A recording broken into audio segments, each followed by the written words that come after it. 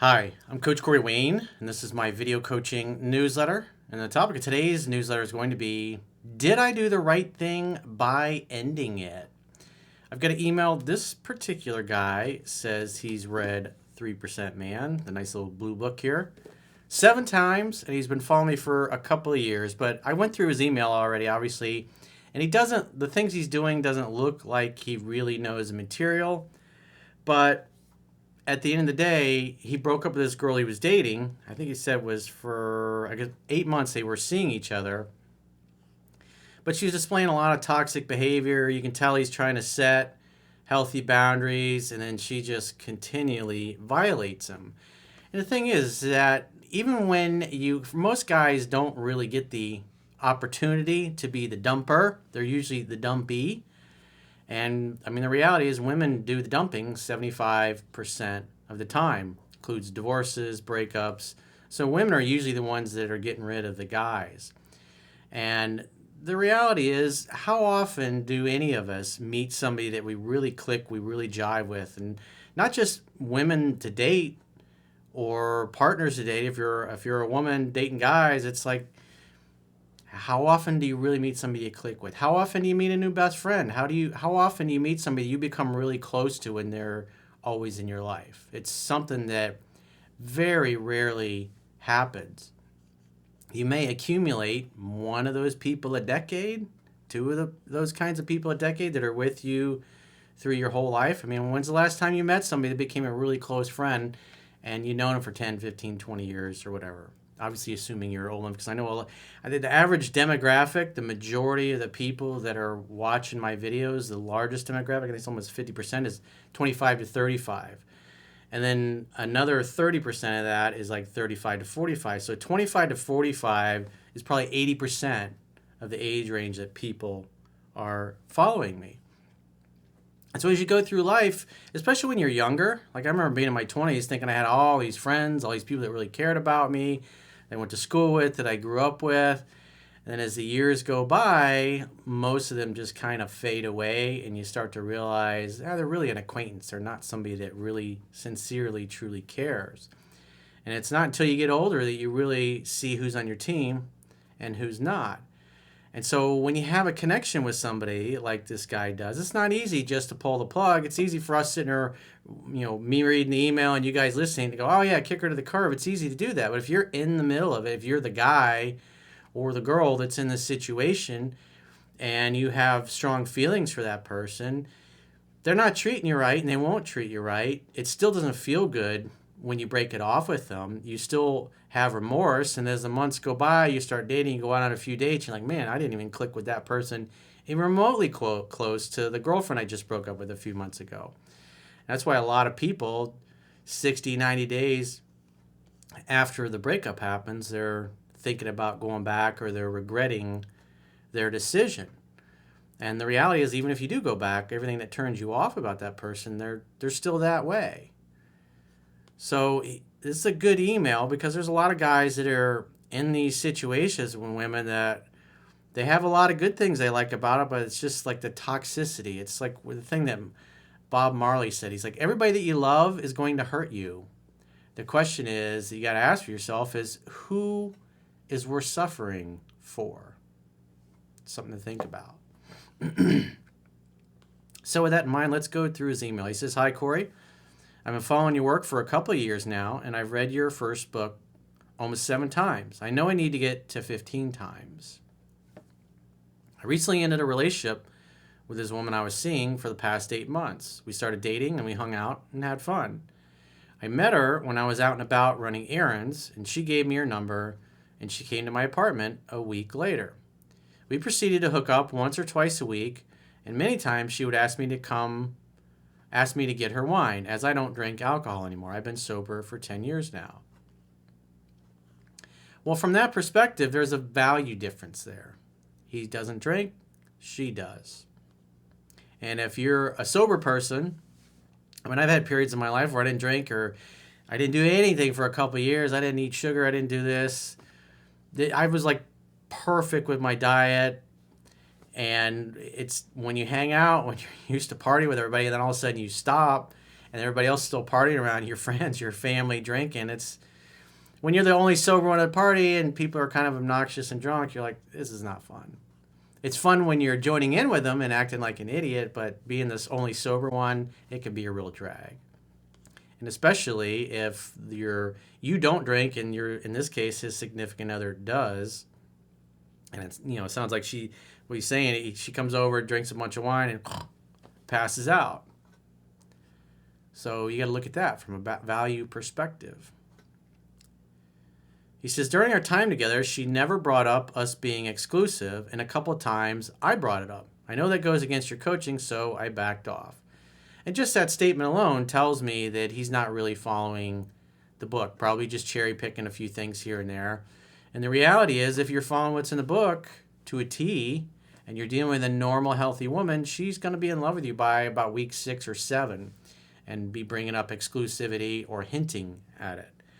And if you spend 8 months or a year with somebody and you still only see each other once a week, you're really just kind of friends with benefits. I mean, if you look at how this started out, it doesn't even sound like he went on an actual date. They talked on the phone or whatever.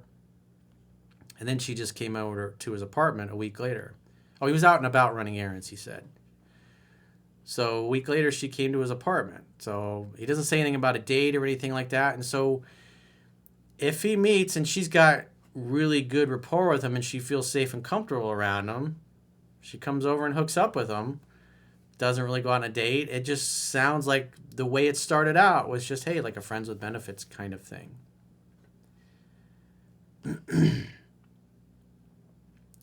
So he says, on many occasions, she would be very disrespectful and hang up on me when I would try to express myself with how she was treating me. Well, you shouldn't be having serious conversations over the phone. The best conversations, especially serious ones, the best time to have those conversations is when you're laying naked in each other's arms after you just had sex.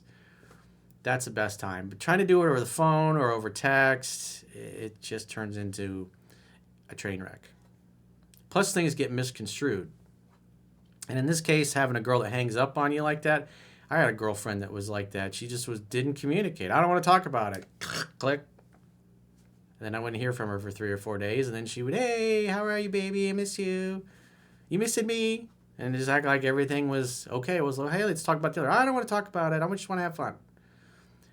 She gets mad. She gets upset. You don't really know why she's mad or upset. She won't tell you. When you ask, click.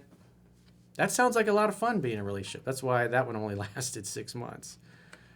But that's just not pleasant. It's not fun to be in a relationship with somebody that does that all the time.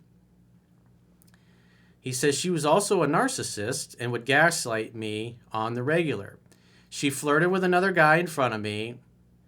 When I checked her on her behavior, she would be dismissive and say, you're always angry. Yeah, that's what the gaslighter does, is they try to make you question yourself and question your reality, question your eyes. But, I mean, he's not in a committed relationship, but yet you can tell he's thinking he's in a relationship with her, and she's flirting in front of him with another guy. So what does that tell you? And the fact that she's rude to him tells me she doesn't respect him.